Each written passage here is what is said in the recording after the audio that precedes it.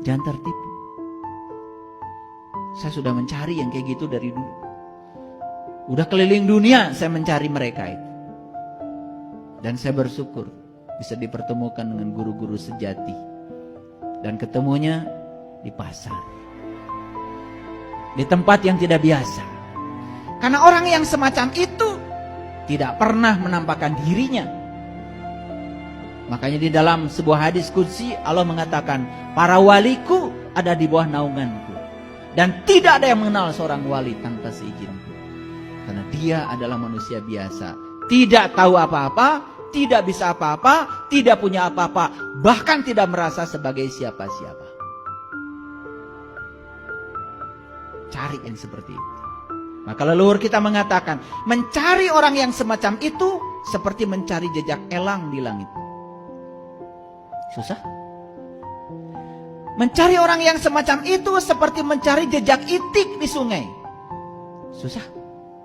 Dan mencari orang yang semacam itu seperti mencari jejak ikan di air. Susah. Gak ada jejaknya. Kalau bukan karena takdir Allah, cinta kasih Allah, gak akan ketemu. Mayyahdillahu fahuwal muhtadi wa mayyudlil falan tajidalahu waliyan mursyidan. Barang siapa yang dikehendaki Allah dapat petunjuk, pasti akan bertemu guru, sang penunjuk jalan. Tapi barang siapa yang tidak dikehendaki Allah dapat petunjuk, sampai mati pun tidak akan bertemu dengan waliyan mursyidan. Maka tadi ada istilah mursyid. Mursyid dari kata irsyad. Irsyad itu cerdas. Mursyid adalah gelar bagi orang yang sudah melampaui kecerdasan pikirannya, sudah masuk di sidratil muntaha.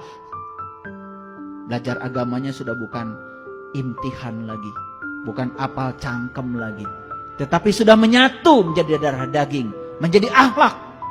Sudah tahaluk bi akhlakillah. Sudah berakhlak seperti akhlaknya Allah. Cinta kasihnya tanpa batas, tidak pernah memilah-milah. Susah cari orang semacam itu, kalau bukan karena karma baik kita. Makanya dalam ajaran tantra saya belajar, saya mengambil referensi dari keyakinan yang berbeda. Tetapi tidak masalah, kan diizinkan oleh Nabi.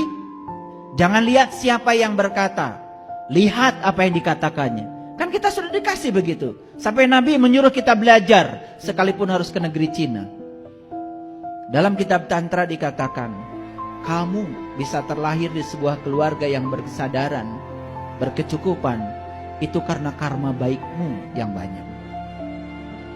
Tetapi untuk bisa bertemu guru yang mursyid, yang bisa mengantarkan kamu untuk kembali kepada jati dirimu, sehingga kamu menemukan kesadaran murnimu, harus punya karma yang lebih banyak lagi.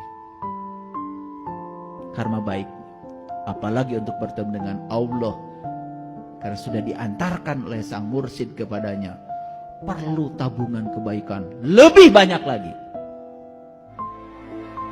Coba,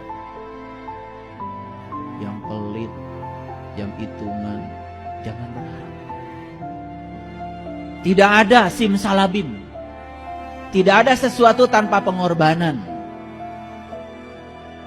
Dan Allah selalu menunggu di tempat yang kita tidak suka. Coba, begitu ada yang kita tidak suka dalam hidup, pasti kita tolak, bukan? Pasti marah, bukan? Betul? Padahal dia menunggu di tempat yang kamu tidak suka. Kalau kamu bisa menerimanya, kamu akan jumpa dengan dia. Sederhana kok. Kenapa kita nggak jumpa-jumpa sama dia? Karena kita cuma menerima dalam hidup apa yang kita suka. Yang kita tidak suka kita tolak habis-habisan. Betul apa tidak?